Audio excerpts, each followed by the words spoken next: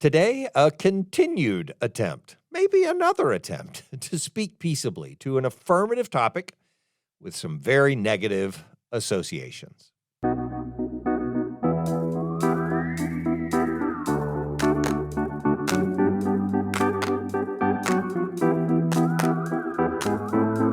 Welcome to Coffee with Creamer, where you get to sit down with our host, Dr. Barry Creamer, for a conversation about faith, life, and culture. We'll look at old ideas through a new lens, turn those culture wars on their head, and paint a picture of the way things could be. If you like your thinking deep and your coffee hot, pull up a chair. You're in the right place.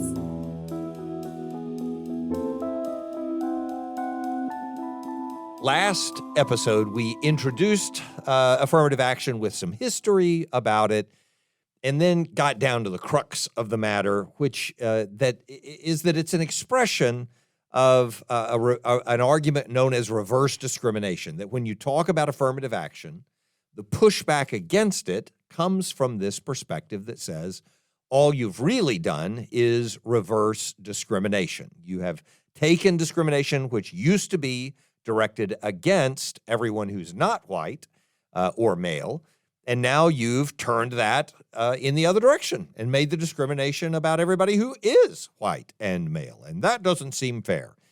And we talked about the fact that there are some reasonable groundings for that complaint. We also talked about the fact that there is some abuse of rhetoric there. That's a little strong. There is some of that. I mean, some people will abuse rhetoric to have a conversation about anything. But there is some rewording of things there that makes it cloak where the real problem lies, with the idea of race-conscious decisions being unfair. So we talked about that last time. You can go hear that on the last part. But then I said, before we get too far into issues about reverse discrimination and why people talk about it that way, and then why affirmative action, should make sense to us, not meaning all the policies and regulations and all the forms that it's taken over the decades, but I mean the basic idea, the basic tenet to affirmative action, I think is actually one we can agree on from either side. That makes sense, that is easily grounded for either side. I think we can make the case that that is possible for us. And I said, but the only way to get there, and this is part of the trick, is to leave behind the culture warrior approach to the topic. Because if you're still in the culture war, then all you're doing is you're saying, well, I'm a conservative or I'm a liberal. And if you're a conservative, then you say, oh, affirmative action is terrible. Believe me, I know all these lines. Affirmative action is terrible because it kills the free market, it eliminates personal responsibility, it removes all the instigation and the motivation for people to lift themselves up by their own bootstraps and so on. I can give the rest of the speech, but it's not necessary right now because I want us to stop doing that. Or on the liberal side, it's automatic because support for affirmative action is the only way, I'm saying this from the liberal side, if you were a liberal in the culture, still bound to the culture war and choosing your side and arming yourself up, then you would say, look, any argument against affirmative action is just an expression of personal racism, hatred, or selfish materialism. And I understand both sides. I understand why the conservatives say what they do about it. I understand why the liberals say what they do about it in the culture war. But instead of that, if we just looked at where there is legitimate deprivation, where something is missing, being deprived, someone is being deprived of something, then it makes the questions a little easier to talk about. And if you say, well, I don't believe there is anyone being deprived of anything in America, there's just people who make bad choices. That's not actually what we think. We want to say, and I mentioned this last time, so I'm sort of picking up where I left off last time now. What we want to say, and when I say we, I mean right now on the conservative side, more conservative side, against the idea of affirmative action, is we want to say, everyone is born with the same opportunities. Here in the United States, that's why we're the land of opportunity. And if you're born here, there aren't laws keeping you from being able to go to school. There aren't laws keeping you from starting a business or from saving your money or from whatever. And so, although we say that, we don't really believe that. We know that the laws aren't there, at least in most places, the laws aren't there. But we don't really believe everyone has the same opportunities. If we did, and I made this point last time, we wouldn't be trying to put our kids in better schools. If we thought every child has exactly the same opportunities in the United States of America because it's such a great country, then we wouldn't check to see how good the schools are in a neighborhood before we're willing to buy the house. And we wouldn't be willing to spend an extra $50,000 or $100,000 on a house just because it's in a slightly better school district than the one down the road. This one has a better program. Why do you want your kid to be in a school with a better program? Because they're going to have more opportunities for a future, right? And if that's the case, then what you're acknowledging is that the resources you already have opened the door for you to make it easier for your offspring to succeed in the future because you're removing barriers for them. That makes it obvious that we know that there are some barriers to success in the future. Kids in bad schools are at a disadvantage. This is not the only disadvantage, but it's an obvious one when it comes to opportunities. And that's why you look for better opportunities. And if you say, yeah, but I created the wealth that I have, and therefore my kids do have a better opportunity. That sounds great. That's amazing. That's fantastic. And yet there are still more persistent barriers that remain, even in regards just to this one narrow example that I'm giving about schools. And the one I'll give has to do with DISD, the Dallas Independent School District. And I'm not saying this about a current policy. I do not know how they do this right now. So I'm not offering it as a critique. I'm not offering it as expertise. This is just what happened in the past that I know about from parents who told me about it. So this is, and firsthand, by the way, parents who wanted their kids to get into the school, that this was the deal. So DISD, and I think this is fantastic. I think there are a lot of great things about DISD. DISD has magnet schools, or whatever they're called now. But these are schools with programs of expertise and that create greater opportunity for students who have real opportunities based on, sometimes it's gifted and talented type stuff, and sometimes it's just the ability to focus on a certain discipline or, some skill that you might be able to move into the marketplace immediately or take off to college or something like that, whatever it is. So really cool concept, and it's been around for decades, I know that. But the way you get into a magnet school is supposed to remove all of those barriers. You don't get to buy your way into a magnet school. You go and you apply, and basically, now this is past. I don't know now how to do it. You can go research that and figure it out. I'm not making any authoritative claims. But based on the testimony of the parents who talked to me about it, it was basically first come, first serve. You sign up. They have a day when you're going to be able to register. You just go get in line and you sign your kid up for the school. And if you make it in time, you get to sign your kid up for the school. Sounds all good and equitable, and that way money doesn't come into the equation. And if you're in the neighborhood, you try to apply. And if you're not in that neighborhood, you can drive down there and apply, outside of your own neighborhood. So anybody can go to any of these schools. That's the idea, if you get there first and apply. But what that leads to is a revelation about the inequalities that are a little harder to overcome. Because what would happen is parents would go to the best school with the best program, the best opportunity for their student, and they would want to sign up. And so they would go, and because they had a little extra money, they could take a day off at their job. They could hire someone to drive their kids somewhere. They could Uber down there and be there at a certain time, or they could stay overnight and ask someone else to cover all their responsibilities the next day. The people who had advantages were able to get into the line for the first come, first serve request. And those who didn't have any money, guess where they were during the sign up? They were at work because they couldn't miss a day of work because they had bills to pay and they couldn't get someone else to drive their kid to wherever they needed to be, and so on. You get the idea. Now, I'm not trying to say this was a terrible idea, and I'm certainly not blaming DISD. You learn as you go, and you do things the best way you can possibly do them, and everything has some disadvantages. Again, all props and respects to DISD for having magnet schools of the quality that they have. Hallelujah. I'm making a point about things that are really hard to overcome in any society, in any culture at all. They're always going to be there. We're fallen people in a fallen world, and this is how we live. We have to overcome problems that we have, and some of those problems create inequalities. I mean, it's part of what justice addresses in Scripture, right? Righteousness addresses in Scripture. So that idea should make it clear to us that it makes sense that we would want to say, well, we don't want people being excluded just because they lost, as it's referred to. Some people would think this is a negative term. It's not a negative term. It's just a part of reality in the world.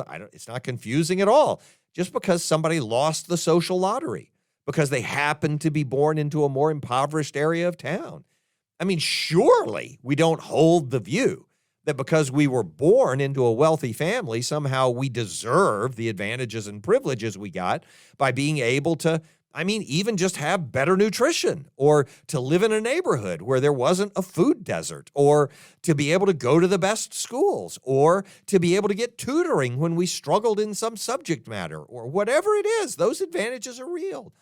Surely we don't think, God wanted me to have advantages over everyone else, and so he birthed me into a wealthy family where I deserve to be born. And those impoverished kids, they deserve where they're born too. No, I don't know anybody who thinks that way. Well, then a social lottery is not a bad way to characterize where you're born. Okay, you were blessed and fortunate to be born into a wealthy family. Others were not. They were born into families that have no money whatsoever. Others were born into families and then abandoned by their parents. What are you going to blame the kid? No. So it's obvious to me that we would say to ourselves, well, let's work hard to overcome the barriers that would keep that person from being able to move forward in life with the same advantages of someone who did win the social lottery. And again, we can't overcome all the barriers. We can't eliminate every type of hindrance, but we can eliminate some. We can create some open doors, and we should do something about that. It doesn't seem to me, conservative or liberal, that we should have that much disagreement about that part. And I'll give an illustration in a little bit to make the point that a lot of times the objections that we have aren't really to that. If you could just be focused on that, forget the government. Just forget the government altogether. If I were here making a plea for people to give money so that we could provide an education to some students from whom it's being excluded because they don't have the money to go to this better school, would you help us with some money so we can go help them? Most people would say, well, that's a reasonable request. Go and help them if you can, because I'm not the government. So see, I'm not saying this has to be about the government. I'm just saying we ought to be comfortable with the idea that we need to help some people. It just makes sense. It doesn't mean giving them an advantage over everyone else. It means giving them an advantage over the disadvantages they already had. The second thing, so that's the first thing. And I again, there's a lot more detail to give to it, but I got to move forward or we won't get to any of this. The second thing that we should be able to agree on the conservative side and the liberal side, is that quotas don't really help. So if what we say is, well, we're going to hire at least 25% minority, or we're going to have at least, this number, and that means we don't hire anyone that breaks the quota. We're going to refuse to break the quota. If you establish quotas, they really don't help. Now, you may not understand why. Let's say, let me make the assumption for a moment that you're a conservative. I'm not saying you are, but let's suppose you are for a moment. You hearing me say that, you might say, why on earth would a liberal want to agree with that? The quotas don't help because that's what they want. But you're wrong. That's not what an informed liberal wants, even with affirmative action. And I'll explain why. So we can actually agree on the idea that quotas don't really help. And actually, people do agree on this on both sides. It's just that usually on the side where we're pummeling affirmative action all the time, we've just sort of ignored the fact that people have moved past the idea of quotas. Everybody kind of agrees that's not a good approach. Why is that? So what we think initially, and this is what was happening originally, we think that meeting a quota, so you have to hire at least 25% minority employees or something like that, actually changes society, or actually changes your institution or the structures that exist that were causing the problem. But over time, we have learned that that is just not the case. That's not what happens. And in reality, it can reinforce stereotypes and problems that were invested in the structures and the systems that existed anyway. And some of those reasons are pretty simple. Like, for instance, it creates tokens. And people use this term, and they don't always know what it means, and I'm not going to get into it in detail right now. But, it creates tokens of moral satisfaction. Like, oh, look, here's proof. Here's a token that I've done it, that I've done something to cross the line. So it's like when people say, and they don't say the mom part, but you'll understand what I mean when I say it this way. It's like when someone raises their hands and they say, oh, look, Mom, I have 2 black friends. See, I'm not prejudiced anymore. People don't say the look, Mom part, I know, but people do say that, I have a black friend. How could I be prejudiced? That's what we mean by tokenizing, by the way. So you hold up the flag of your cooperation with someone who's different from you and say, see, I can't be discriminatory. I couldn't be prejudiced. I can't be a racist. I have a black friend, or I have some black friends. That's sort of what quotas do also. Well, look, we have 30% African Americans who are in our program. We have 20% Hispanics. That reflects the demographics of the population. How could we be racist? As if people just being present also reflects the fact that you are serving and aware of and representing those persons who are present. The reality is those quotas don't address at all, just by being quotas, what was keeping us from reaching the thresholds that we found as goals organically, that is naturally. In other words, why didn't you already reflect the demographic of the population around you? Something was keeping you from doing that, and just flooding your hallways with people who look the way that makes you feel better about what you're doing doesn't change those barriers that existed before. They're still there. And so what you end up with is what happens in a lot of places and to a lot of institutions. You end up with people who are present and they make you feel better about your representation of other populations, but you're still not serving them well. And what you do is just reinforce their view that your institution doesn't serve that population very well, and then reinforce for you that you don't need to do anything different. Look, we've already met the numbers. We're already satisfying the goals. Let me give you an example. And a lot of times this happens in government agencies because you can enforce change without having to change any laws. The person in charge can just say, we're going to do it. The mayor signs a document. The president signs an executive order, like I said, about contractors with government, contracts. That's what contractors do, I know. Anyway, the point is, you can just sort of force it in the government. So the military does it a lot, police forces, firefighting and stuff like that. So a firefighting example, because I've had a few friends who were associated with firefighting. Some were actually firefighters. Some went through the training school, didn't get into the program, whatever. And so I say some, it's one of each of those. But the point is, in having a conversation with them, they mentioned this affirmative action in these fire training programs in the effort to use affirmative action to sort of broaden the representation of firefighters in whatever their, fire department was. And so what would happen is you would have these efforts going on to include women in the program, and I am choosing women because this is the emphasis that was going on at the time. So to include women, but what it did was generate hostility and doubt and fear among the men who were in the firefighting program. Oh, well, they couldn't pass the test, so they've changed the test so these women can get into the program, and someone's going to die because this, female isn't able to carry a big guy out of the building, something like that. And I don't doubt that may have happened at times. There may have been times when tests were changed, when somebody said, you know what, we're going to change the requirements and therefore change the role that this person might have while they're fighting fires. And that may have changed the structure of the fire department. And so all of that's possible. But you know what I said to the people who were sharing that with me was, and I've said this to a couple of them now, did you think about asking this question? Do you really believe, first of all, this question, do you really believe there are no women who could pass the tests? Now, I've met women, I know some women, and that's just nonsense. I know women who can run men under the table and who can lift men under the table. I don't know what that means, but you know what I mean. I do know what it means. It means the man collapsed and he's under the table now because he was trying to lift more weight than he could lift. I've met them. I know when we were in high school and we were thinking, if I were ever outrun by a woman, I'd be so embarrassed. I can't think of very many women who couldn't outrun me now. I mean, that would be just, nonsensical. The reality is what we should have been asking ourselves in those circumstances is, why aren't the women who could pass these tests signing up? Why aren't more women trying to get into the fire department? And it would have been, we obviously would have been able to respond by saying, well, there are women who could pass this test who aren't interested in coming into an environment where everyone who works with them is going to look at them and say, are you just here because they compromised? Did they just go get you because you're a woman? And if you say to yourself, people don't say that, I guarantee you they do.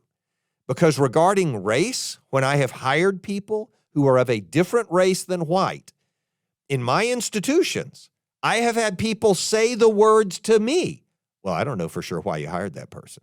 I mean, is it just because they were that? And that is so misguided and so wrong and so racist. I was flabbergasted in the moment, but forget all of that. The fact that question is asked is not unknown to the people who could be applying for the positions. And what we ought to be saying to ourselves is, I wonder why more people who could qualify and who could pass the tests aren't trying to be a part of what we do. I wonder if we're creating a hostile environment to keep them out. And if maybe these actions people are taking to say, you're going to have to create some more diversity in your fire department or in your police department or in your government or in your business or in whatever your college is or among your student populations or whatever. I wonder if they might not be saying to us, you're not aware of it, but you've actually got a pretty big barbed wire fence keeping people out who don't look like you. And by the way, part of the evidence of that being the problem is that when the problem was someone turning 45 or 50 and suddenly not being able to lift quite as much as they used to lift or being able to run quite as far or fast as they used to run, nobody was saying drum them out. Nobody.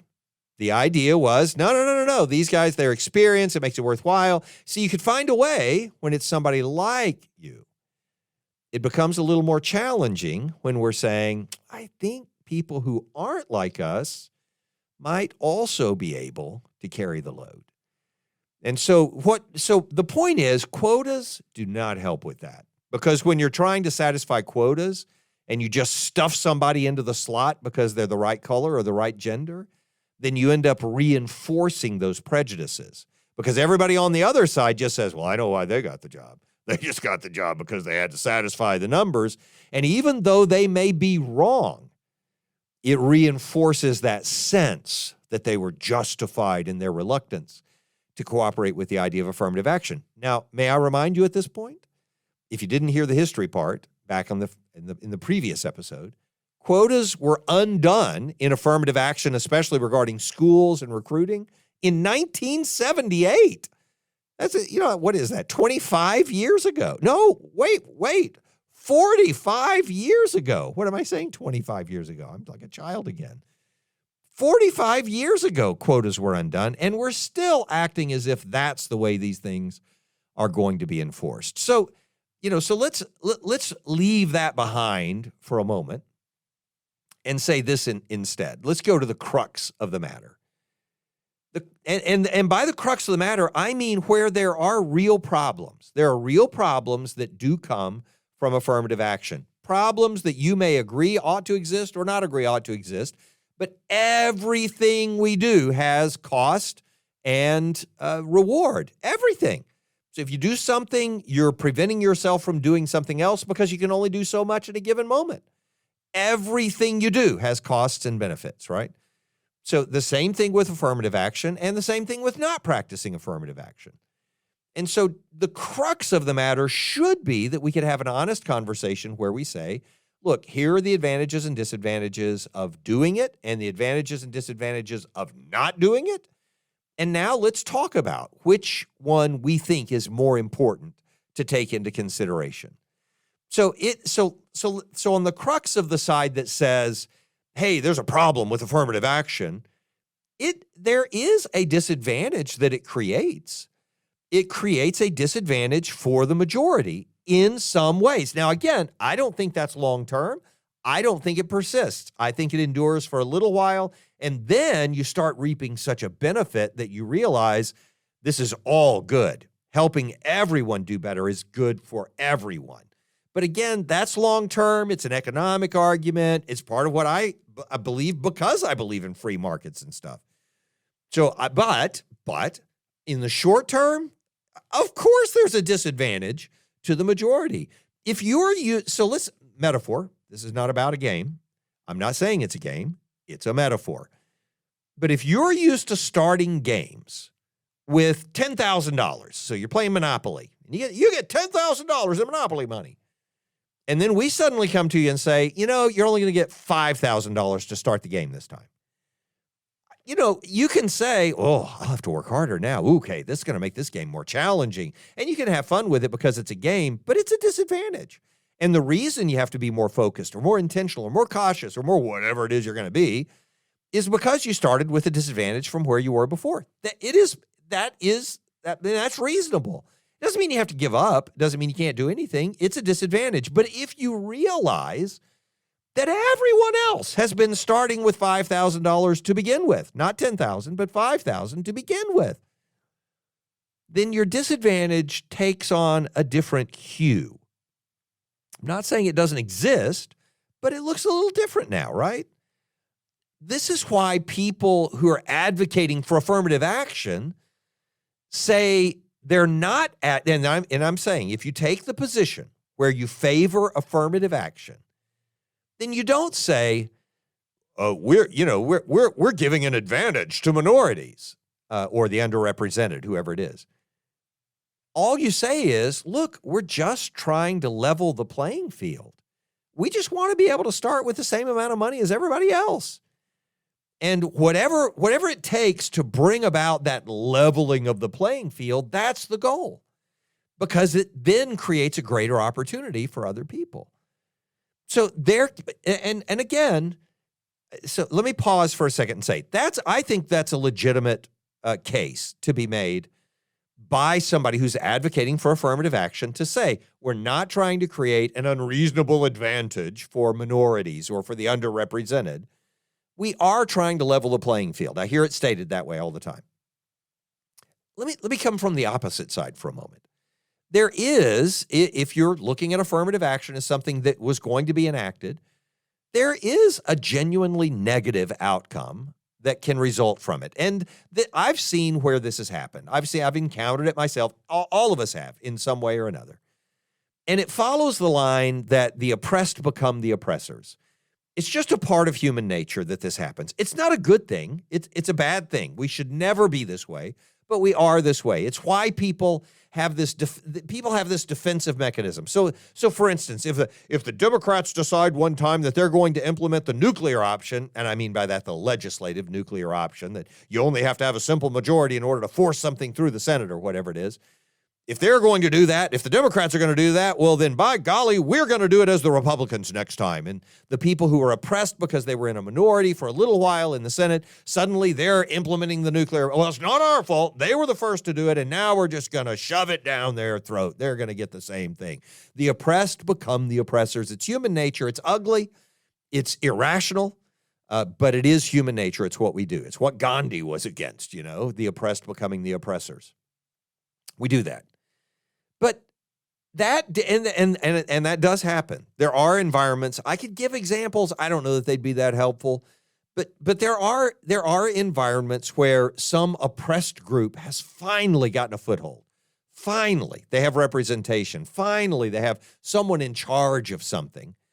And the use of that opportunity is then to completely exclude everyone else and say, no, this is ours and you are not welcome here. And sometimes it's just little piddling things that wouldn't seem important in a church committee or something like that, you know? Other times it's very significant, a ruling group being forced out of government in some nation and the other group taking charge and then slaughtering the people who had been slaughtering them. You can see why, for instance, Lincoln's approach after the Civil War was so important to offer this relief from criminal prosecution to the people who had been fighting on the opposite side of the line to begin with. Okay, so anyway, the oppressed can become the oppressors. That's a reality. But a disadvantage, and it's just, I just wish we could keep this in mind. A disadvantage to something, even a real disadvantage, is not necessarily a one-and-done proof that whatever the idea was shouldn't be implemented, that it's a terrible idea. Disadvantages go with everything, unintended consequences and sometimes inherent consequences. But you just say, that is a disadvantage, but it's worth it. The risk that in some environments you're going to have the oppressed becoming the oppressors doesn't mean we shouldn't create opportunities for oppressed people to overcome their oppression, right? I mean, that's an irrational statement. I mean, obviously we want oppressed people to overcome their oppression. Obviously, we don't want them to become oppressors. And obviously, sometimes some of them might. You know, this is just what happens. But creating an equality, an opportunity, creating liberties for more people is still a good thing, even if some people are going to abuse those liberties. So, here's an example to make the point that I mentioned earlier that I wanted to say this, an example to make the point that we're not always transparent in our argumentation about affirmative action because we're not really talking about whether we're willing to take some affirmative action to overcome inequities in our institutions or whatever. We're not really talking about that. Sometimes we're only talking about whether we like government or not. So, for instance, I had a person visit my office a few years back and shared with me his personal, and this is a wealthy person, and he was a genuinely humble, good person. And he had a personal scholarship plan to help people of color from South Dallas overcome some inherent barriers that they were facing in education that had to do with their poverty. He wanted to help them overcome that by offering them full scholarships to go to a really wealthy and high-quality prep school in North Dallas. And so he shared with me his whole plan. So he'd been doing this for a few years. It wasn't like he was sharing it and he wanted us to help him or something. He was just telling me about what he'd been doing. And so he would find a family somewhere that had real financial need. Their students showed academic potential, and they weren't going to get to go to a decent school. And he would have a meal with them and say, hey, listen, this is what I want to do. I want to give your kids a full scholarship to this particular school in North Dallas, and it'll be a huge open door for them. They would weep and be grateful and express their thanks and, all that kind of stuff, and hugs all around. This is how he described it to me. And never, in several years of presenting it, I can't remember how many families, but he did tell me it was a good number. It was, 12 or 20 or something like that, Not one of them actually accepted the scholarship. Not one accepted the scholarship. And I told him, I said, I can explain to you why that is.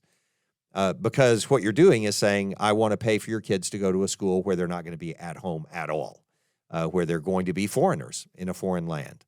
And where they can learn to forget what you've been teaching them. They can learn to forget their identity with your community and your family and so on.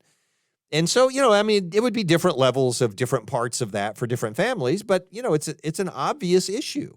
And he had not considered that. So that's one side of what I wanted to mention, but here's the other side of what I wanted you to hear. And this is the side issue for him, but it's the main reason I'm bringing it up for us. Because not even the most right-wing person I know, and that person was in the room at the time, thought his plan was somehow undermining the personal responsibility of those to whom he was offering the scholarships. Not a whimper of complaint, not a hesitation, not a downward glance, not one.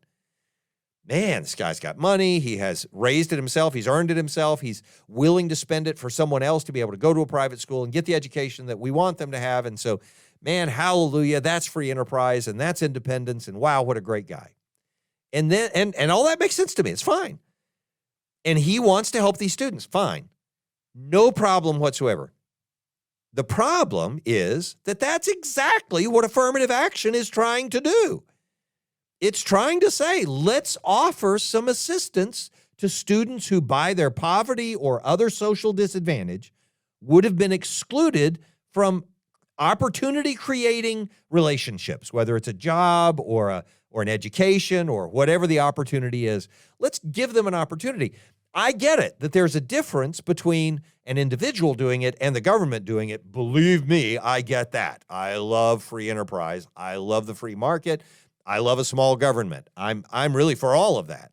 None of that has to do with whether we should think giving someone a leg up, giving someone not a hand out, as the rhetoric goes, which I find cheap, but, it's the rhetoric, so I'll say it, but a hand up makes sense. What's wrong with someone helping someone else? It's what we do with our private money. Now, if your objection is to say, but I don't think the government should force it, then just say that. Then we don't have to say, well, it doesn't make sense to help people who are at a disadvantage. They can help themselves. That's not the problem. We know we should help people who are at a disadvantage, who are at a social disadvantage. We know we should help them. If your objection is you don't want the government to do it, just limit the objection to that. And let's have a transparent conversation about the scope or magnitude of the government itself or their intrusion into private lives or whatever. That should be the discussion instead of the other. I get that. Then we can have a legitimate conversation about where the objections really are, and then we might actually be able to get somewhere, by the way. So, those objections about personal responsibility and, taking responsibility for yourself and then raising yourself up by your own bootstraps and the ubiquity of opportunity for anyone in America, those aren't really the problems that people have with affirmative action. The problem is government bloat, government distrust, and that's where we should be having that part of the conversation. A defensible, practical way to move on, to implement affirmative action, is what we're always actually looking for. How do we help people who have a disadvantage of any kind, whatever it is, it doesn't matter. How do we actually help them instead of just making ourselves feel better about what we're doing or not doing or whatever? And so that's what I want to share with you. I think these are the things that should be an essential element of that. And it's what we practice at Criswell College, by the way, where I'm the president. And I love being here. I love making this difference.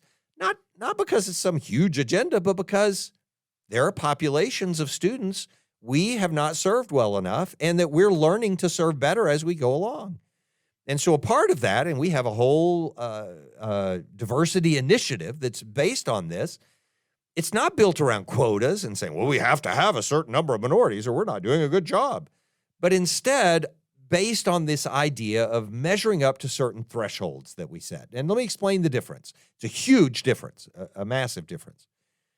We want to improve how our institution serves the entire population. We don't want barriers. And so we've established some thresholds or some standards for measuring how well we're doing. That's all. For measuring how well we're doing and then figuring out how we could do better to serve every population. And so what we do is we measure the population around us, whichever one that is, whether it's in our denomination or in the city as a whole or in the region or, all students who could go to higher education or whatever. Measure the population around you and then set your outcome or your goal as being equivalent with that population, because if you're not, there's some reason that you're reaching more of this type of person than that type of person. And I don't mind reaching this type of person. I want to reach all of this type of person that we can. But I should then ask myself, I wonder why we didn't reach as many of that type of person. I wonder if there was something that we were saying or doing or that we didn't provide or something in the programs that we offer, something that doesn't appeal or that sort of turns off that particular part of the population, whoever it is. And so we ask those questions. And so when we measure the institutional alignment with that population, we get to observe what it is that we're doing that's maintaining or creating barriers to underrepresented or underserved populations. And, ironic, and this is ironic, I think, that those who are in any institutional effort to do that, to implement some kind of, and I'll use the word affirmative action here, to implement some goal of reaching a more diverse population or representing populations better around them, ought to be asking themselves the same questions I'm about to mention to you in just a moment, that I'm about to mention to you regarding affirmative action in general, but about why opponents of affirmative action are still not on board with the very palatable idea of offering a hand up to someone otherwise disadvantaged. That is, if I were here just saying to you, you have to accept affirmative action or you're a racist, then I would be creating a barrier to you being able to participate in the conversations I want to have about affirmative action. I don't want to create that barrier. I don't think any of us should create that barrier. So I'm saying to all of those who are in favor of affirmative action and diversity that we also ought to be asking ourselves questions about the barriers we're creating to being able to have these conversations with parts of the population who don't like affirmative action. I don't have to say, I need to agree with them. I need to offer them a good place to be a racist. I'm not saying that. But I am saying we could say to ourselves, I wonder if my characterization of everybody who doesn't believe in governmentally enforced affirmative action must be a racist might be keeping some people who are not racists out of a reasonable conversation about affirmative action. You get what I'm saying? So ironically, I think sometimes our approach to promoting affirmative action can actually be creating a less diverse set of opinions in the things we're trying to express with each other. So anyway, but to back up and make the point, I'm saying we don't establish quotas, but instead we establish thresholds. And then after we've assessed whether we're measuring up to those thresholds or not, for instance, if we say, the population in North Texas is 18% African-American, and we're only 5% African-American at our college, or, whatever. I'm making up those numbers. Those have nothing to do with reality. Well, they have something to do with reality. They're in the ballpark. But the point is to say, we're not measuring up to that number. Then you say, well, then what are we doing that's maintaining or creating barriers for reaching that population? That's what you ask. And then when you do that, you look at those practices and you make changes to them. Oh, we don't have anyone who looks like students who are coming here, who are coming out of an African-American community. And they look at every professor and they're all white. And they say, there's just nobody here who's going to understand the experience I had in my high school. Then nobody here is going to understand the experience that I have in my particular church or in my neighborhood or community or that I had in my family. And you can say, but we can still identify on the universal. Yeah, that's all fine. But it makes a difference when you see someone who you think will be able to identify with your personal experiences. And so you say to yourself, maybe we need to improve not just our student population diversity, but our staffing diversity or our faculty diversity or our governmental representatives and their diversity or, whatever it is. So then you start making changes to your institution so that there are fewer barriers.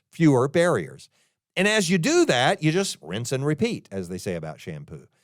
You just do it again. You measure everything again. Hey, here's what the population looks like in general. Here's what our population looks like. Here's where the difference is. Let's see if we can find where there might be some. Here's a barrier. Let's try to eliminate that. Next year, let's measure again and see if we can fix that. And as you eliminate the barriers, you more organically begin to reach your thresholds. And as you do that, you don't create new prejudices.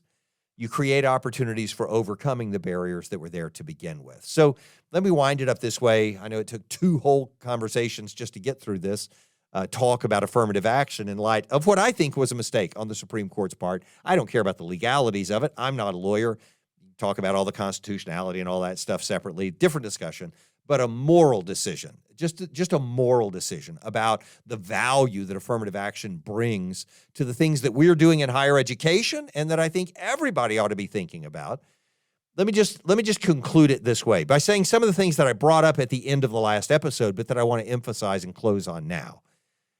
And that is that our attitudes about affirmative action are probably, and currently they are this, I mean, just let's be frank, they're more of a reflection of our residual commitment to these passé culture wars. And I mean that insultingly. Come on, let's get out of the culture wars. They are more of a reflection of our residual commitment to these passé culture wars than they are to any serious ideological differences. There's not a serious ideological commitment someone has that keeps them from saying, we can use some of our resources to help someone who has fewer resources. You can do that. Anybody can do that. We can have that conversation. So leaving that warrior mentality behind could be a healthy step toward being peacemakers, giving us, instead of that warrior mentality, better understanding, better conversations, better practices, and then maybe even arriving at a place where we're better Christians. May it be so.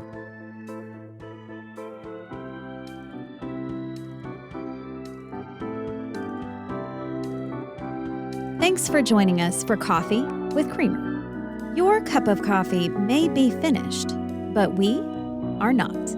Come back next week for a refill as we sit down to examine a new set of ideas and cultural issues. Don't miss an episode. Subscribe wherever you get your podcasts or visit our website at barrycreamer.com. Until next time, keep your mug hot and your mind sharp.